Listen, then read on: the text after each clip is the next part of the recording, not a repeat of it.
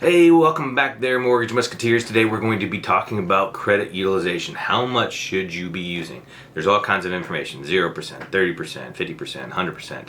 Well, today we're going to talk about each one of those and the impact that it has on your credit score, because 30% of your FICO score comes from your credit utilization.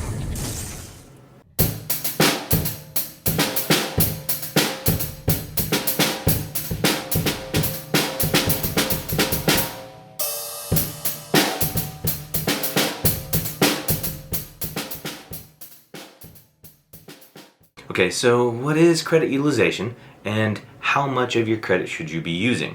Well, first of all, we need to understand how does credit utilization impact your credit score. So you have a total of about 850 points for your FICO score. If 30% of those are attributed to your credit utilization, that means you've got about 255 points of your credit score. It's all about how you use your credit cards. So if we look at utilization itself, it's how much available credit do you have versus how much have you used. So if you had $1,000 worth of available credit and you've charged $900, then you have a 90% credit utilization. Now, you can actually kind of figure out how much that's going to impact your score. There's a little formula that you can use, and here it is right here. So what you have to think about is the more credit that you're using, the more risk that you actually have. So you'll hear people talk about different scores. Should you use 0% utilization, 30%, 50%, 100%? There's two ways to look at that. One is mathematically what it's actually doing to your score, and the other is what are you trying to do with your score? Because from a lending perspective, we deal with two different worlds.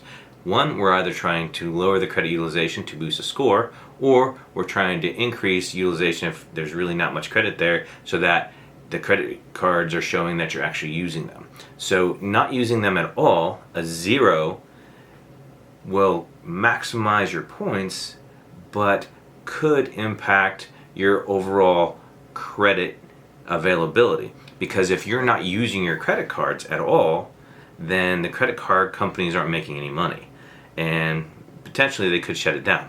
And that's a really important thing to note. People think that, hey, I've got credit cards, I put a bunch on it, I paid it all down, I'm nervous, I don't want to use all my credit, I'm afraid I'm going to spend a lot of money and increase my debt, I'm going to cancel my card. That is the wrong answer. Okay, leave your credit card open, even if it's showing a 0 balance, because that gives you your available credit. Okay, you need your available credit to increase how much this formula will help you. Okay, for instance, if you had $1,000 worth of credit and you used $500 worth, then you have a 50% credit utilization. So in theory, your points would be half of 255. So that's a really kind of simple example of that. And that's why if you looked at 0 utilization, it would actually max out your points at 255. Okay? But if you want to increase how much credit availability you have, you might spend $900 on that, so that then you can reach out to the credit card companies and say, hey, I have been using my credit cards, I actually need a higher limit. They could increase your limit that way, because credit card companies are all about money. If you're not using it, they're not making any money off of you. If you are using it, then they're going to say, hey, we're making money off this person, they're paying their debts on time, let's increase their balances, how much credit that their credit limit.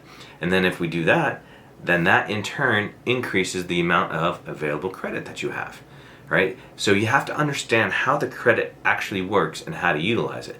So we kind of covered some different things there. So let's talk about the idea if you were trying to increase your credit. All right, now you have to think about two things. When does the credit company report to the credit bureaus? And when is your minimum payment due? Because a lot of people don't want to pay the interest, but you can kind of play a game with it.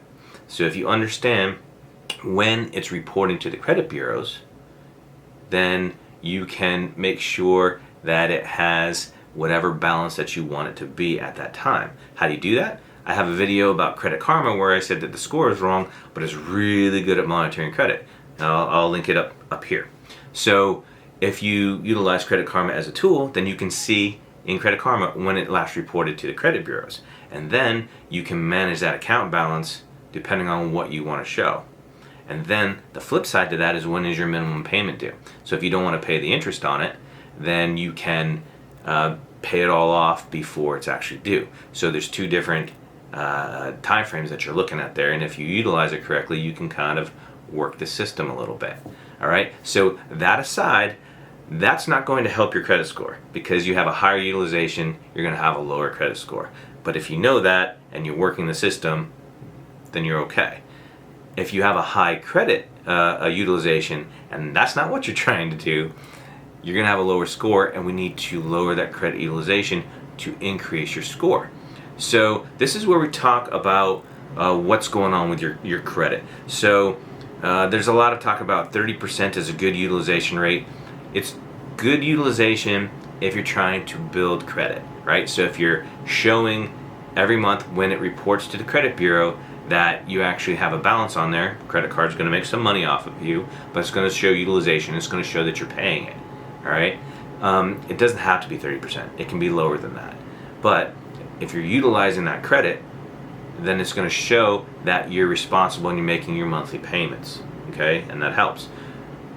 Now, if you were going to try and lower your scores, what we talk about oftentimes is increase your scores. What we talk about oftentimes is when somebody's maxed out their credit, we need to at least get it below 50%. And the reason for that is because we're talking about incremental changes. So sometimes on a credit score from a lending perspective, we only need 20 or 40 points or whatever the case may be. And then we can actually do a credit analyzer and figure out from the algorithm, how low do you need to pay that balance down in order to increase your score to what we need in order to get your loan done. All right, so that's how that works. We're actually just playing with algorithms trying to figure it out.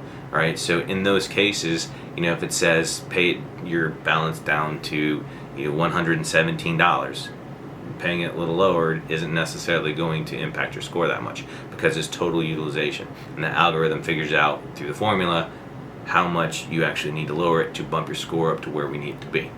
All right, so there's a lot of different things that you need to take into account when you're managing your credit. If you're just spending and spending, you think I got a card, I got plastic, I got money, that's where people get into trouble.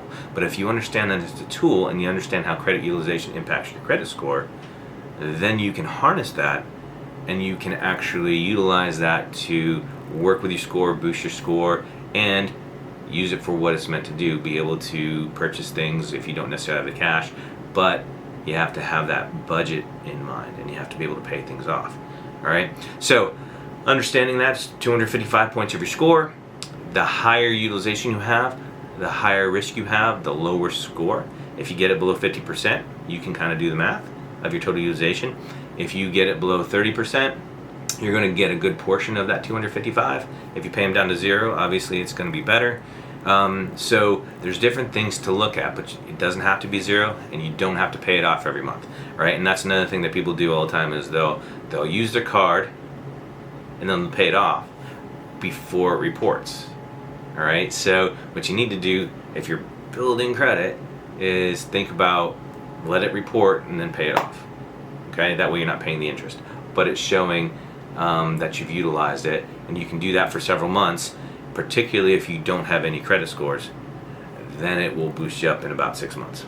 Okay, all right, hopefully this was helpful, and hopefully it gives you a better understanding of how credit utilization works. Leave comments below if you have any questions. Let me know if you've experienced this, and tell everybody you know about the channel. I'm coming at you with all kinds of good information from different aspects of credit and loans and realtor advice and everything across the board. So subscribe, hit the like button, ring the bell, and remember, it's all for one and one for all. See you next time.